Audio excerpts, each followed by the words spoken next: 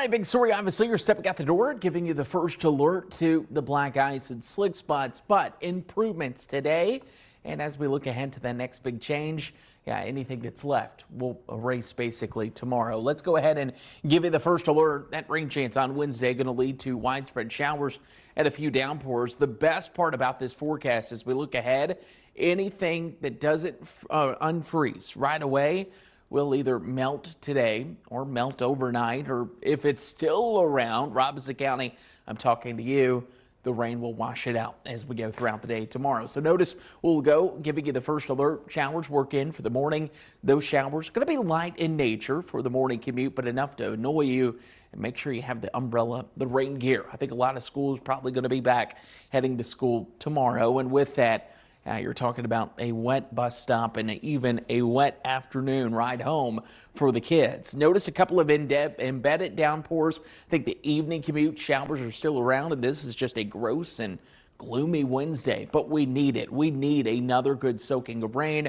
And even if we're lucky enough, some of you may see a couple snowflakes or a wintry mix. Very isolated, but a chance as we go to Thursday morning. There are no accumulations with that. I want to make sure we say that clearly out there after the winter storm. We still do expect anywhere from ½ an inch to an inch of rain. Once again, will help with the ongoing drought, and then we'll cool off behind that front. Can't rule out a lingering shower Thursday morning. I think there's more clouds on Thursday with the cooler weather, temperatures in the 40s, and then we rebound into the 50s on Friday before another weak front slides in sometime Saturday. So giving you the first alert to your weekend, I can guarantee you there's not a winter storm this weekend. There's no threat for the first time in what feels like weeks for winter weather in the Carolinas.